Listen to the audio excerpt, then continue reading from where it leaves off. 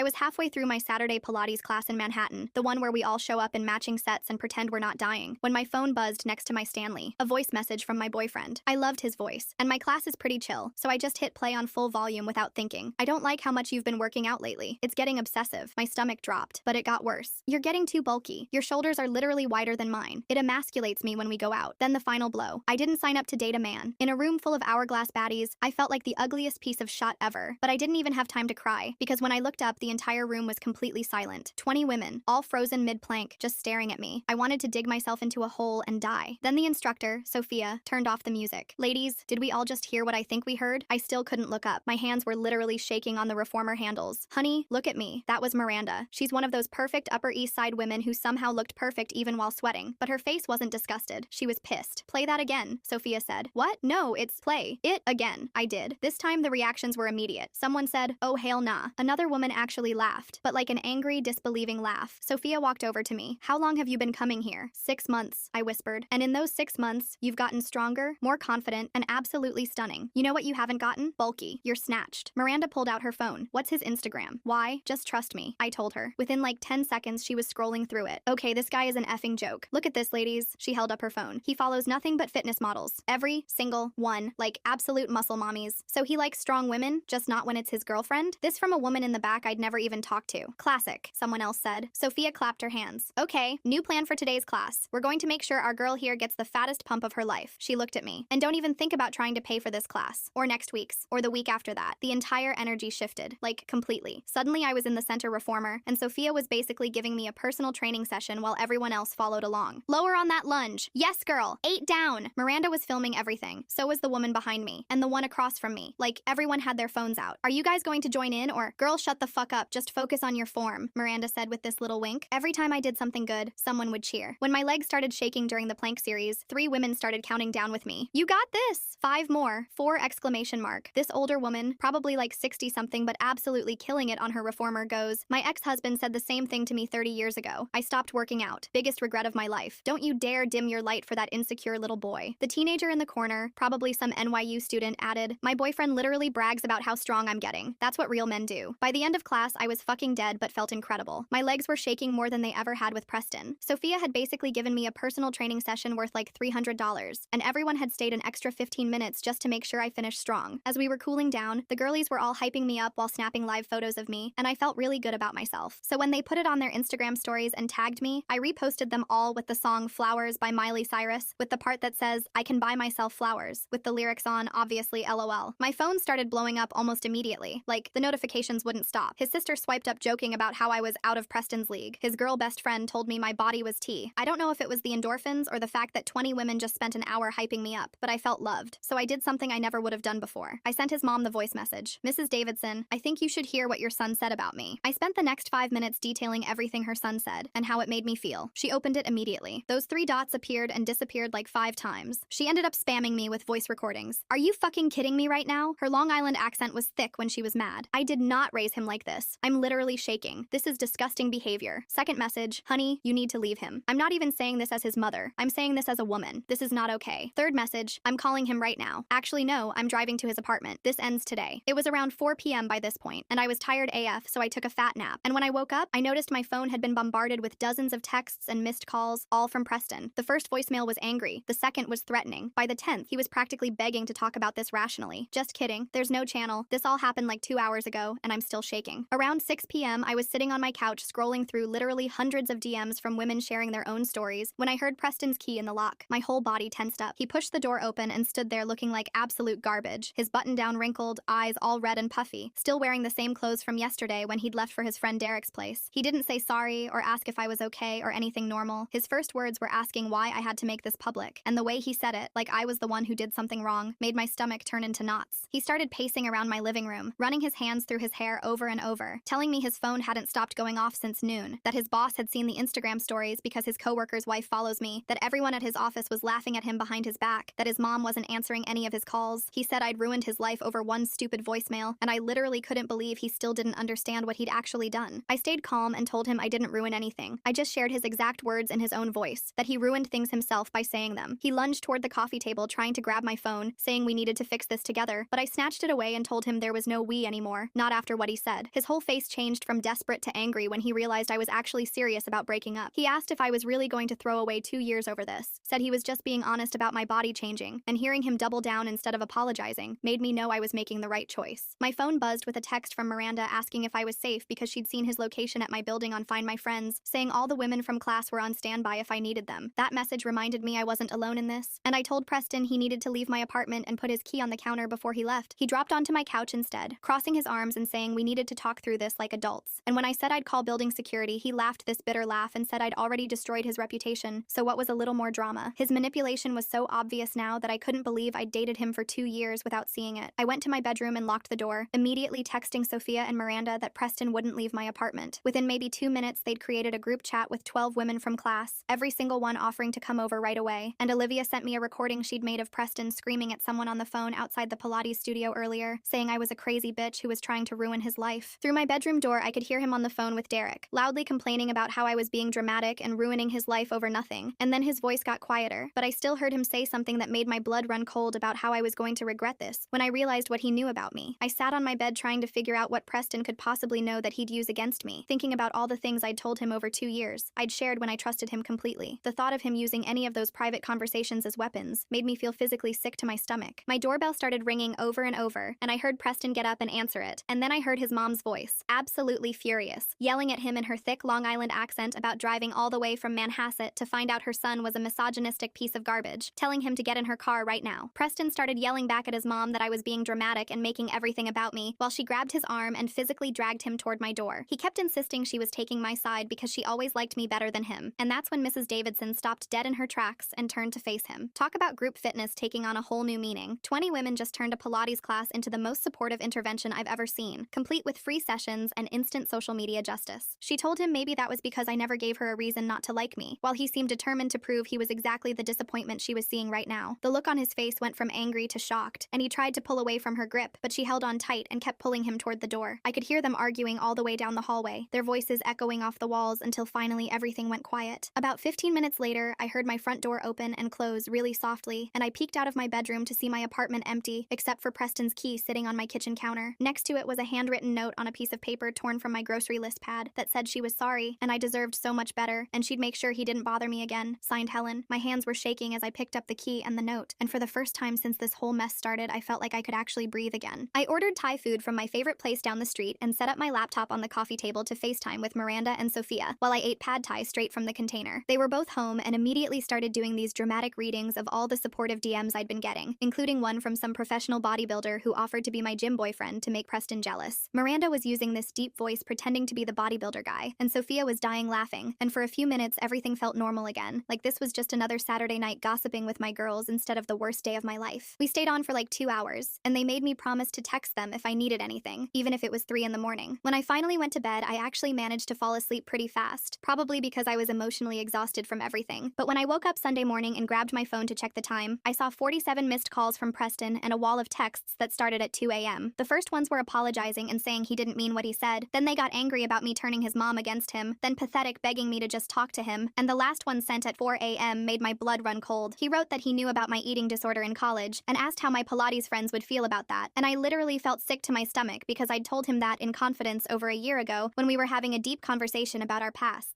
I immediately started taking screenshots of everything, my hands shaking so bad I could barely hold the phone steady, and sent them all to the group chat with Miranda and Sophia. Miranda responded within seconds saying this was blackmail, and her ex tried the same thing and I needed to save everything for evidence. Sophia added that she'd struggled with an ED too, and anyone who would weaponize that was absolute trash, and she'd personally tell the whole class if he tried anything. Their messages made me cry with relief because I'd been so scared they'd judge me or think differently of me, but instead they were just protective and angry on my behalf. Around 2 that afternoon, Preston's sister Jasmine called me, and she sounded really upset as she told me Preston had shown up at her apartment at 5 a.m., completely drunk and ranting about how I'd turned everyone against him. She said she'd been recording his voicemails to her because she was worried about my safety and wanted documentation if I needed it for anything legal. I thanked her and we talked for a few minutes about how she'd never seen him act like this before, and she was honestly scared of what he might do next. After we hung up, I spent the rest of the afternoon deep cleaning my apartment, stripping the bed and washing all the sheets, throwing away his toothbrush and the body wash he kept in my shower, and packing up everything else that reminded me of him. I found one of his hoodies in my closet, and instead of feeling sad, I just felt relieved that I wouldn't have to see it anymore. Miranda texted me about doing some cleansing ritual where we'd burn all his stuff, but I just put everything in a bag for donation because I didn't want to deal with setting anything on fire in my apartment. Monday morning, I got to work early trying to get back to normal, but when I walked into my office, there was this huge bouquet of roses on my desk with a card that said he was sorry for everything and to please give him another chance, signed with just a P. My coworkers were all gathered around cooing over how romantic it was, but I felt like I was going to throw up. I picked up the whole arrangement, walked straight to the break room trash can, and dumped the entire thing, vase and all, making sure everyone saw me do it. About an hour later, my boss called me into her office looking concerned, and she told me Preston had called the company's main line trying to reach me since I'd blocked his number. She asked if this was going to affect my work or if we needed to involve security, and I assured her it wouldn't, but appreciated her having security keep an eye out just in case. During my lunch break, I was eating my salad at my desk when my phone buzzed with a text from Derek, Preston's best friend from college, asking to meet for coffee to clear the air and help fix things between us. I politely declined, but he kept pushing, saying Preston was really struggling and not himself, and I needed to understand his side of things. I blocked Derek's number too because I didn't need anyone trying to guilt me into taking Preston back or making excuses for his behavior. The rest of my workday dragged on, and by 6 o'clock I was packing up my stuff to head home. The subway platform was packed with the usual Monday evening crowd, but something felt off. I kept catching glimpses of baseball caps in my peripheral vision, and my heart would race every single time. A guy in a Yankees cap stood too close behind me on the escalator, and I practically ran up the steps. Another man wearing a Mets cap sat across from me on the train, and I switched cars at the next stop, even though it made me late. By the time I got to my building, I was exhausted from checking over my shoulder every 5 seconds. The doorman waved at me like usual, and I took the elevator up to my floor. When the doors opened, I froze. Preston was sitting on the floor outside my apartment with a pizza box and a bottle of wine next to him. He looked up with this weird smile and said we should have our regular Monday dinner like nothing had happened. I immediately backed into the elevator and pressed the lobby button over and over until the doors closed. My hands were shaking so bad I could barely dial the building security number. The security desk told me to wait in the lobby while they sent someone up to deal with him. I texted my landlord about changing the locks and getting Preston banned from the building while I waited. She texted back immediately that Mrs. Davidson had already called her that afternoon, and the paperwork to officially trespass him would be done by tomorrow morning. About 30 minutes later, the security guard called to tell me Preston had been removed from my floor. The guard, an older guy named Carl who'd worked there forever, said Preston had been really agitated and kept yelling about his rights and how they couldn't keep him from his girlfriend. Carl offered to do extra rounds past my floor that night, which made me feel a little safer. I finally went back up to my apartment and triple-checked all the locks before collapsing on my couch. The next morning, my alarm went off at 6, and I grabbed my phone to check the time. My Instagram was blowing up with notifications, which was weird since I hadn't posted anything. When I opened the app, my stomach dropped. All my recent posts were gone. Every single workout video, every progress pic, everything from the past 2 years had been deleted. Instead, there were old photos from college when I was super skinny and clearly not healthy. The bio had been changed to say natural skinny is better than bulky muscles. My hands were literally shaking as I realized Preston must have remembered my password from when we were dating. I immediately started trying to recover my account while texting the group chat about what happened. Miranda was awake and started screenshotting everything before it could get taken down. Sophia texted that this was criminal harassment and I needed to document everything. Olivia said she could help trace the IP address since she was studying computer science at NYU. While I was dealing with all this, Mrs. Davidson called me. She was absolutely mortified about the Instagram hack and said Preston hadn't come home last night. She'd found his laptop open on the kitchen counter with my Instagram page still up on the screen. She'd already taken photos of everything and was heading to the police station to file a report as a witness. I thanked her and tried to get ready for work, but I couldn't focus on anything. At the office, I sat at my desk staring at my computer screen, but none of the presentations made any sense. My colleague Sarah brought me coffee without me even asking, and that small gesture made me tear up. I realized how messed up it was that Preston had made me so paranoid about people just being nice to me. At lunch, I met with a lawyer Miranda had recommended who specialized in harassment cases. She looked through all my screenshots and documentation and said I definitely had grounds for a restraining order, especially with the Instagram hack and the threatening voicemails. The retainer fee was more than I wanted to spend, but I handed over my credit card anyway because my safety was worth it. I got back to the office around 3 and was trying to catch up on emails when reception called my desk phone. They said 2 men were in the lobby asking to see me, and one of them was getting aggressive. Preston's playing every page from the Toxic Ex handbook like he's studying for finals. Threats, guilt trips, hacking, and now sending his backup squad to the office. This guy's collecting red flags like they're Pokemon cards. My stomach sank when they described Preston in a suit with Derek next to him. I told reception to call security while I grabbed my stuff and headed for the back stairwell. I could hear Preston's voice getting louder as I slipped out the back entrance. My boss saw me practically running out, and I quickly explained what was happening. She immediately said I could work from home for the rest of the week and to stay safe. My hands were shaking as I ordered an Uber and kept checking behind me while waiting outside the building. The driver took forever, and I kept thinking Preston might come back any second. When I finally got in the car, my phone started buzzing with texts from Jasmine. She was sending voice messages saying Preston had been calling everyone in their family all day trying to get them to pressure me. Their aunt apparently told him off and hung up on him. Their cousin blocked him after he sent this long rant about how women stick together to destroy men. Jasmine said she'd never seen him act this crazy before, and she was worried about what he might do next. I texted Miranda asking if I could crash at her place because I didn't feel safe going home. She immediately said yes and sent her doorman my photo so I could get in. Her apartment on the Upper East Side was like something out of a movie with floor-to-ceiling windows and marble everything. She had already ordered Chinese food and pulled out this expensive ice cream from her freezer. We put on Love Island, but I couldn't focus on anything. Every time my phone buzzed, I jumped thinking it was Preston finding another way to contact me. Miranda noticed and flipped my phone face down on the coffee table. She told me to just breathe and that I was safe here, but I couldn't shake this feeling that he was going to show up somehow. The next morning at 7, my lawyer called saying she'd filed for an emergency restraining order based on all the harassment. The hearing was set for Friday morning and Preston would be served papers today. She warned me he'd probably react badly when he got them and suggested I stay somewhere else for a few nights. I was still at Miranda's when Sophia called me that afternoon, completely panicked. Preston had shown up at the studio during the lunch class demanding to know if I was there. He was telling everyone I was mentally unstable and off my medication, which was completely made up. Several women filmed him getting dragged out by building security while he kept screaming about me being crazy. The studio was pressing charges for trespassing, and Sophia said he looked totally unhinged. About 2 hours later, the studio manager called to tell me they'd put Preston's photo at the front desk. If he came back, they'd call the police immediately. She said 12 different women from various classes had already come forward saying they'd testify about witnessing his harassment if I needed them to. That evening, I finally called my mom in Ohio to tell her everything that had been happening. She listened quietly while I explained about the voice message and everything that happened after. Then she said she never liked him because he'd always interrupt me when I was talking. She offered to fly out, but I told her I was okay, even though I wasn't really. Just hearing her voice and knowing she believed me without question was enough to keep me from completely falling apart. The next morning, my lawyer called to say Preston had been served the restraining order papers at his office. Within an hour, his mother was calling me crying and apologizing over and over. She kept saying she'd failed as a mother, and this was all her fault somehow. I told her it wasn't her fault, but she insisted on covering all my legal fees as the least she could do. That afternoon, Derek texted me from a new number with screenshots from Preston's group chat with their friends. Preston was telling everyone I'd been cheating on him and doing drugs, and that I'd set him up. The messages were getting more and more delusional with each screenshot Derek sent. He said he was sharing these because the guys needed to know the truth, and he was disturbed by how Preston was spiraling. I forwarded everything to my lawyer, who said it was perfect evidence of defamation if I wanted to pursue it. She mentioned we could expand this to a civil suit, but I just wanted Preston to leave me alone. The idea of any connection to him, even through court stuff, made me feel exhausted and sick. That evening, I went back to my apartment for the first time in 2 days to grab more clothes. Everything looked normal, but it didn't feel like home anymore. The space felt wrong, like Preston's presence had contaminated it somehow. I packed quickly while checking over my shoulder constantly and jumping at every little noise from the hallway. I grabbed what I needed and got out of there fast, spending another night at the hotel even though my bank account was crying about it. The next day passed in a blur of work meetings where I could barely focus and constant checking over my shoulder whenever I left the office. That evening around 7:30, I was finally leaving my building after grabbing more stuff when I saw it. Preston's car parked right across the street with him, just sitting there watching me through the windshield. My whole body went cold, and my hands started shaking as I pulled out my phone to take photos and videos of him sitting there staring at me. The restraining order hadn't been approved yet, so technically he wasn't breaking any law, but I called 911 anyway and told them I felt unsafe with my ex watching my building. I stayed in the lobby with the doorman, who kept asking if I was okay while we waited for the cops to show up. 2 officers arrived about 30 minutes later and walked over to Preston's car while I watched from inside. I could see him gesturing and talking with his hands moving all over the place, probably giving them some story. One officer came back inside and told me Preston claimed he was just parked on a public street and happened to be in the neighborhood visiting a friend. They couldn't arrest him, but they'd told him to leave and were documenting everything for my restraining order case. I stayed in the lobby for another hour until the doorman confirmed Preston's car was gone, and even then I was too scared to go back to my apartment. The next morning, I had to be at court by 9 for the restraining order hearing, and my stomach was in knots the whole subway ride there. Walking into that courtroom and seeing Preston already there in his best navy suit with an actual lawyer next to him made me want to throw up. He was sitting there looking all professional and calm, like he was the victim in this whole thing. The judge started reviewing all the evidence while Preston sat there with this fake, concerned expression on his face. His lawyer stood up and started talking about how the voice message was taken out of context and how I'd orchestrated a social media hate campaign against his client. My lawyer stayed calm and just laid out the timeline showing every text Preston sent after I blocked him and how he hacked my Instagram and posted those photos. The judge looked at Preston and asked him directly why he accessed my Instagram account without permission. Preston's lawyer tried to answer, but the judge cut him off and said he wanted to hear from Preston himself. That's when everything changed because Preston couldn't keep his cool anymore and started ranting about how I made him do these things by humiliating him. He actually said I was probably sleeping with someone from that Pilates class, and that's why I was trying to get this restraining order. The judge told him to stop talking and granted the restraining order for 1 full year effective immediately. Preston stormed out with his lawyer basically running after him, trying to calm him down. I sat in a coffee shop afterward feeling weirdly empty instead of happy about winning. The barista noticed my shaking hands and brought me a free cookie with a little heart drawn on the napkin, which made me tear up. These random acts of kindness from strangers kept hitting me harder than they should. I texted the group chat about the restraining order and my phone basically exploded with celebration messages and hearts and champagne emojis. Sophia said tomorrow's Saturday class would be a celebration of strength in my honor, and Miranda said she was bringing actual champagne for after. For the first time all week, I felt like maybe things would be okay. That evening, Mrs. Davidson texted me that Preston got fired from his job because apparently his company has a zero-tolerance policy for employees with restraining orders. She said the scene he made when they served him at work didn't help, and now he was moving back to her house on Long Island, and she was getting him into therapy whether he wanted it or not. Saturday morning, I walked back into the Pilates studio for the first time since everything started, and everyone literally started clapping, which was super embarrassing, but also made me feel so supported. Sophia had adjusted the whole workout to be empowering, but not too intense, and everyone kept checking on me throughout the class. After class, I finally went back to my apartment to actually stay there, and the silence felt different than before. Every little sound made me jump and wonder if Preston had found some way around the restraining order, even though I knew that was impossible. I double-checked all the locks and closed every single blind and curtain, which I'd never done before in the 3 years I'd lived there. The next morning, my phone woke me up at like 11 with Jasmine calling, and she sounded really upset, so I picked up right away. She told me Preston had been posting all over Reddit, making himself look like the victim and saying I was part of some toxic gym cult that turned me against him. She'd been trying to report his posts and comment with what really happened, but he kept making new accounts every time one got banned. I pulled up Reddit on my laptop while she was still talking, and found one of his posts in a relationship advice sub with like 300 comments already. Preston's Reddit crusade really puts the X in extremely online. Nothing says I'm totally stable, like creating multiple accounts to fight strangers about your restraining order while living back with mom. He wrote this whole thing about how his girlfriend got brainwashed by her Pilates class and turned violent when he tried to express concern about her obsessive workout habits. The comments were split between people calling him out for being controlling and others actually believing his version. Jasmine said she'd screenshot everything for evidence, but it was making her sick seeing him twist everything around. I spent the rest of Sunday going through his posts and taking screenshots of my own, while also packing a bag in case I needed to leave my apartment quickly. Monday morning came way too fast, and I had to go to work even though I barely slept. I got to the parking garage at 8 and walked toward my car, but stopped dead when I saw all 4 tires were completely flat. Not just flat, but actually slashed with huge cuts in the rubber. My hands started shaking as I called building security, and they came down within minutes to look at the damage. The security guard called my boss while I stood there trying not to cry, and she came down to the garage herself looking absolutely furious. She told me to go wait in her office while they pulled the security footage and called the police. 2 cops showed up within an hour and went through the footage with security, while I sat upstairs trying to focus on work, but mostly just staring at my computer screen. My lawyer called when I texted him about the tires and said if we could prove it was Preston, this would violate the restraining order and he'd go to jail. Around 2 in the afternoon, the detective came up to tell me they had clear footage of someone in a hoodie and baseball cap slashing my tires, but the person's face wasn't visible. The build looked wrong for Preston though, because this guy was taller and broader in the shoulders. I immediately thought of Derek and told the detective about him being Preston's best friend from college. Within an hour, they had Derek at his apartment, and he cracked immediately when they showed him the footage. He admitted Preston paid him $500 to mess with my car and send me a message, but swore he didn't know about the restraining order. The cops arrested Derek on the spot and put out a warrant for Preston for conspiracy to violate the protective order. I was still at work trying to process everything when Mrs. Davidson called me at 6, completely hysterical. She was crying so hard I could barely understand her, but she managed to tell me Preston never came home after Derek got arrested. She found a note in his room saying he was going to fix things once and for all, and she was terrified of what that meant. She'd already called the police and they were at her house, but nobody knew where Preston went. I left work immediately and drove straight to Miranda's apartment because I didn't want to be alone, and she lived in a doorman building with good security. She let me stay in her guest room and made me tea while I called my lawyer to update him on everything. The police put out an alert for Preston that night, and my lawyer told me I should stay somewhere unpredictable for the next few days just to be safe. Sophia texted offering her guest room, which seemed random enough that Preston wouldn't think to look there, so I accepted. I went back to my place with Miranda to pack more clothes and realized how insane this all was, because just a week ago, my biggest worry was whether my shoulders looked too big in tank tops. Tuesday morning, I woke up in Sophia's guest room to her cat jumping on the bed and the smell of coffee brewing in the kitchen. She was making eggs and had the news on, and everything felt so normal, except for the fact that I was hiding from my ex-boyfriend who'd basically lost his mind. I hadn't eaten a real meal in days because my stomach was constantly in knots, but Sophia made me sit down and eat breakfast anyway. Around 3 that afternoon, my phone exploded with texts from everyone I knew because Preston had been arrested at Newark Airport. He'd tried to board a flight to Miami using a ticket he bought with Derek's credit card information, but the airline flagged it as fraud. The cops grabbed him at the gate and charged him with criminal contempt, conspiracy to violate a protective order, and identity theft. His bail got set at $50,000, and his mom refused to pay it, saying he needed to face the consequences of his actions. Wednesday morning, my lawyer called with updates about Preston's case and said his lawyer was already pushing for a plea deal. They wanted to claim temporary emotional distress and get him mandatory therapy instead of jail time. The prosecutor wanted to know what I thought, but I honestly didn't know because part of me wanted him punished. But mostly I just wanted this whole nightmare to be over. That evening, I tried going to a yoga class at a different studio to get back to my normal routine, but I spent the whole time looking at every person who walked by the door. Every guy made my heart race, and I kept checking the exits and watching the windows. The instructor noticed I was freaking out and quietly asked if I was okay, and offered to walk me to my car after class, which was really nice, but also made me realize how messed up I'd become. Thursday morning, Derek's lawyer reached out to mine saying Derek wanted to testify against Preston in exchange for a lighter sentence. He had text messages showing Preston getting more and more aggressive when Derek first said no to helping him. The messages were honestly scary because Preston was threatening to ruin Derek's life if he didn't help and calling him every name in the book. Friday morning came fast, and my lawyer called to say Preston's bail hearing was at 10, and I didn't have to be there, which was a relief. She texted me updates as it happened, and apparently Preston completely lost it in court. He fired his lawyer right there in front of everyone and started yelling about being persecuted and demanded to cross-examine me even though I wasn't there. The judge shut him down hard and denied his bail modification request and sent him back to jail until trial. That afternoon, Mrs. Davidson texted asking if we could meet for coffee, and when I saw her, she looked like she'd aged 10 years in 2 weeks. Her hands were shaking as she pushed a box across the table with some of my stuff from Preston's apartment. She told me Preston had been diagnosed with narcissistic personality disorder, and looking back, there were so many signs she'd ignored or made excuses for. She kept apologizing over and over, and I could tell she was really broken up about everything her son had become. Saturday morning, I went back to Pilates for the first time in days, and Sophia had everyone doing planks when I walked in. I jumped in, and something just clicked, because I held that plank for 3 minutes straight, which was my personal best ever. Sophia announced it to the whole class, and everyone started cheering, and Miranda filmed it, and for those 3 minutes, I didn't think about Preston or court or anything. I actually posted the video myself this time with just a simple caption about getting stronger every day. Sunday, I started looking for a new apartment because I couldn't feel safe in my current place anymore. The realtor kept showing me buildings with doormen and security systems, and when I said I just needed a fresh start, she gave me this knowing look. She told me half her clients were women in similar situations, which was both sad and weirdly comforting. Monday morning, everything went to hell again when HR called me in, saying they'd received an anonymous email with fake intimate photos of me. The IT department traced it to a computer at the public library near the jail, and the prosecutor added more charges against Preston for cybercrimes and harassment. My boss called me into her office that afternoon, but instead of being mad, she offered me paid leave if I needed it and said the company would pay for counseling. She told me she'd gone through something similar 15 years ago and wished she'd had this kind of support back then. I started crying right there in her office, and she just handed me tissues and told me to take all the time I needed. Tuesday evening, I had my first therapy appointment, and when the therapist asked when I last felt truly safe, I couldn't even answer at first. Then I realized it was before I met Preston, because even during our good times, I was always watching what I said and did to avoid setting him off. Thursday, the prosecutor called with a plea deal offer for Preston, which was 18 months in jail and 5 years probation, plus mandatory therapy and a permanent restraining order. She said if he didn't take it, they'd go for the maximum 5 years and asked if I was okay with the deal. I thought about it overnight and decided I wanted closure more than revenge, so Friday morning I told them to accept it. Preston's lawyer called back an hour later saying Preston would only take the deal if I admitted I overreacted, which made the prosecutor so mad she withdrew the offer completely. She said we were going to trial, and she was going for the maximum sentence now because that showed he had zero remorse. Saturday at Pilates, a new woman came up to me after class with tears in her eyes. She said she'd seen my story shared in a women's support group online, and it gave her the courage to leave her abusive boyfriend last week. She thanked me for being brave enough to share what happened and said I probably saved her life. It didn't make what I went through worth it, but at least something good came from all this pain. Tuesday morning, my lawyer called with news about the trial date being set for 3 months out. Preston's new lawyer was already filing motions trying to get the Instagram posts and voice message thrown out as evidence. He kept saying the posts were free speech and the voice message was private. The judge wasn't having any of it and denied every single motion. Preston's legal strategy of demanding his victim admit she overreacted really shows he graduated from the school of missing the point with highest honors. Way to tank your own plea deal, genius. 2 days later, I went to sign a lease on a new apartment across town. The building had a doorman and security cameras everywhere, plus you needed a key fob just to get in the elevator. The landlord was this older woman who took one look at my restraining order paperwork and said she'd had other tenants in my situation. She made sure I knew about the panic buttons in every room and the direct line to security. That Sunday, the Pilates crew came over to help me pack up my old place. Miranda brought champagne and Sophia brought moving boxes, while Olivia made a playlist of breakup songs. We went through 2 years worth of stuff, and every time we found something of Preston's, it went straight in the trash. When we found our old photos together, I didn't even feel sad anymore, just relief that it was over. Olivia wanted to burn them in some kind of ritual, but we just used the shredder instead. Friday evening, I had to go back to court because Derek was getting sentenced for helping Preston break the restraining order. The judge gave him 200 hours of community service and probation. Outside the courthouse, Derek stopped me and started crying, saying Preston had convinced him I was the crazy one. He'd been going to therapy and realized how messed up their whole friend group was. The next Wednesday morning, Preston's lawyer tried something really dirty by subpoenaing my medical records from 5 years ago. He found out I'd been treated for an eating disorder in college and wanted to use it to prove I was mentally unstable. My lawyer immediately filed to block it, saying it had nothing to do with the case. The judge agreed and actually fined Preston's lawyer for even trying that move. Monday afternoon was when things got really interesting because Mrs. Davidson had to give a deposition about her son. She brought emails and texts from 2 of Preston's ex-girlfriends who'd reached out after seeing the news. Both of them had similar stories about him getting controlling and angry when they tried to leave. One girl had gotten a restraining order 3 years ago that Preston violated twice. Saturday evening, Miranda set me up on a coffee date with her friend from work. The guy was perfectly nice and normal, but I spent the whole time looking for red flags in everything he said. When he reached for the sugar, I actually flinched, thinking he was going to grab me. He asked if I wanted to get dinner sometime, and I made up an excuse about being too busy. busy. I wasn't ready to trust anyone new yet. Thursday morning, Preston had to complete his court-ordered psychological evaluation for the trial. The psychologist diagnosed him with narcissistic personality disorder and antisocial features. Preston's lawyer tried to spin it as an insanity defense, but the psychologist testified that Preston absolutely knew right from wrong. He just didn't care about the harm he caused other people. Tuesday afternoon, the prosecutor called with huge news that 2 more of Preston's exes wanted to testify. One of them still had the restraining order from 3 years ago, with documentation of every time he'd violated it. The prosecutor was adding more charges for stalking and harassment based on the pattern of behavior. Every Sunday morning, I kept going to Pilates, and my body was getting stronger than it had ever been. When I looked in the mirror, I didn't see the bulky shoulders Preston complained about. I saw muscles that had carried me through the worst time of my life. I posted a photo on Instagram not to show off my body, but because my smile finally looked real again. The weeks passed in a blur of lawyer meetings and prep sessions until Friday finally came, and my mom's flight landed at JFK. She hugged me so tight at arrivals that I could barely breathe. Back at my apartment, she kept touching everything like she was making sure it was real. We ordered Thai food and sat on my couch while she looked around at my new place with all its safety features. Her eyes got wet when she saw the security system panel by the door. She kept saying I looked different, stronger, but also harder somehow. That night, she slept in my guest room, and I actually slept through the whole night without checking the locks even once. 5 days later, we were at the courthouse for jury selection, and there was Preston across the room looking like he'd lost 20 pounds. His suit hung loose on him, and those perfect cheekbones looked sharp enough to cut glass. He kept trying to catch my eye, but I stared at the table in front of me while my lawyer took notes. When he figured out I wasn't going to look at him, he started muttering stuff under his breath until his lawyer grabbed his arm. The next morning, the prosecutor laid out Preston's pattern of abuse with screenshots and recordings and timelines on a big screen. Preston's lawyer painted me as some crazy attention seeker who planned everything to ruin his life because he dumped me. A few jurors frowned when he said Preston was the real victim of cancel culture. Friday morning came too fast, and suddenly I was on the witness stand for 4 straight hours going through every single thing that happened. The prosecutor had me walk through each piece of evidence while Preston's lawyer kept interrupting to object. During cross-examination, his lawyer kept pushing about how I wanted revenge and was trying to get famous from this. I kept my voice steady and just stuck to the facts even when he got nasty about my social media posts. When I talked about being scared to leave my apartment, some jurors looked really worried. That afternoon, Sophia took the stand and brought the security footage from the studio showing Preston trying to get in when he was never a member. She had all the sign-in sheets proving he'd never been there before. That day, he showed up screaming. Her voice got hard when she described how scared her other clients were. Monday morning, Miranda showed up with a whole binder of printed screenshots and walked the jury through every fake account Preston made. She showed them side-by-side comparisons proving the deepfake photos were edited from my Instagram. When she put the edited photos on the screen, a woman on the jury actually gasped. That afternoon, they brought in someone I'd never seen before, this small blonde woman who looked terrified. She was Preston's ex from 3 years ago, and she told the same exact story as mine, but worse. She had to move from Boston to Miami just to get away from him after he kept showing up at her job. She cried when she described finding him in her apartment one night just sitting on her couch in the dark. Tuesday morning, Preston demanded to testify even though his lawyer kept shaking his head no. He started out calm, but every time the prosecutor questioned something, he said his face got redder. He kept changing his story about why he was at the studio, and first said he was worried about me, then said I invited him, then said he had a right to be there. When the prosecutor showed him his own texts, he claimed they were taken out of context. Then she asked about the deepfakes, and he actually said they weren't that bad, and maybe I should be flattered. His lawyer put his head in his hands. Tuesday afternoon, the prosecutor went hard, asking him about every single lie he'd told. Preston lost it completely and stood up yelling that I deserved everything for humiliating him. He said women like me needed to learn our place and that he was just trying to teach me a lesson. The judge banged her gavel and threatened to hold him in contempt while his lawyer tried to pull him back down. The jury looked shocked, and one older man was shaking his head. Wednesday morning, both lawyers gave their closing arguments with the prosecutor, showing a clear timeline of how Preston went from mean texts to stalking to making threats. She showed how everything escalated after I didn't take him back, and how he couldn't handle losing control. Preston's lawyer tried to argue reasonable doubt, but even he seemed to know it was over from how quiet his voice got. The jury filed out to deliberate, and Preston finally looked at me with this expression I'd never seen before, like he finally understood he'd lost. 3 hours felt like 3 days, but then the bailiff called us back in, and everyone rushed to their seats while the jury filed in looking serious and not making eye contact with anyone. The foreman stood up with the paper shaking slightly in his hands and started reading guilty on the first count of criminal contempt, and Preston's head snapped toward me with his mouth open like he couldn't believe it. Guilty on stalking, guilty on harassment, guilty on cybercrimes, guilty on conspiracy. Each verdict hit him harder, and by the last one, his lawyer was holding his arm to keep him seated while Preston kept shaking his head and mouthing no over and over. The judge thanked the jury and scheduled sentencing for the next morning at 10, and Preston had to be escorted out because he wouldn't stop staring at me with this look that went from shock to rage to something like actual understanding that he'd lost everything. The next morning, the courtroom was packed for sentencing, and the prosecutor called me first for my victim impact statement. So I stood at the podium with my hands gripping the edges and talked about the nightmares and therapy sessions and how I still check my locks 5 times before bed. Preston's other ex went next and described years of looking over her shoulder and changing her number constantly and moving 3 times because she never felt safe. Mrs. Davidson spoke last about losing the son she thought she raised. dazed, and how she blamed herself for not seeing the signs earlier, and her voice broke when she said Preston needed help, not just punishment. The judge took his time reviewing everything before announcing 4 years in state prison plus 10 years probation, and a lifetime restraining order and mandatory psychological treatment, and Preston jumped up screaming about appeals and how this was all lies and conspiracy against him. Preston's courtroom meltdown really sealed the deal. Nothing says I'm totally innocent, like screaming at a judge after getting caught red-handed with fake photos, death threats, and a bonus personality disorder diagnosis. 2 officers had to physically drag him out while he kept yelling my name and threats about what would happen when he got out, and even his lawyer looked relieved when the doors finally closed behind them. Outside the courthouse, Mrs. Davidson hugged me so tight I could barely breathe, and promised she'd make sure Preston stayed away if he ever got out early, and would keep getting him help, because that's what mothers do even when their kids break their hearts. The prosecutor shook my hand and said I was one of the strongest witnesses she'd seen in 20 years of doing this work, but I didn't feel strong, just empty and tired and ready to move forward. Friday morning, I walked back into my office for the first time in weeks, and my coworkers didn't bombard me with questions, just welcomed me back with coffee and donuts, and my boss had put me on a new project developing a wellness app which felt perfect. Monday morning at Pilates, Sophia gathered everyone before class to announce they were starting a support group for women dealing with harassment and abuse, and 12 women immediately signed up, including 2 I'd never expected to need something like that. Saturday afternoon, I was unpacking the last box in my new apartment when I found my old journal from when Preston and I first started dating, and reading those early entries about how perfect and romantic he was made me see how slowly the control started, with little comments about my clothes, then my friends, then my body. I closed it and put it in a drawer, not as something to dwell on, but as proof of how far I'd come and how much I'd learned about what real love should look like. Thursday evening, the studio threw a celebration party they called Strength in Numbers, and woman after woman shared stories about controlling exes and workplace harassment and family members who tried to make them smaller, and I realized I wasn't special or broken, just part of a huge community of survivors. Tuesday morning, I woke up in my new place without immediately checking the locks or looking out the window for suspicious cars, and made coffee while actually enjoying the quiet instead of being scared of it. My shoulders were broader and stronger as I stretched, and I could feel the muscle I'd built not just in my body but in my spirit, and Preston's voice telling me I was too bulky seemed like something from another lifetime. That evening at class, Sophia announced we were doing endurance training and challenged me to hold a 5-minute plank, which seemed impossible, but the whole class started cheering and counting with me. My arms shook at 2 minutes and burned at 3, and at 4, I wanted to quit. But Miranda yelled that Preston was in prison where he belonged, and I was here getting stronger, and that gave me the push to hold on. The last 30 seconds felt like 30 hours, but every woman in that room counted down with me, and when I finally collapsed at exactly 5 minutes, they erupted in cheers and applause, and group hugged me on the floor. Sophia helped me up and said I wasn't the same person who played that voice message months ago, because that woman was scared and small, but this woman was unbreakable, and she was right, because Preston tried to make me weaker, but instead I became exactly what he feared most, which was strong enough to leave him, and brave enough to fight back, and powerful enough to win. All right, that's a wrap on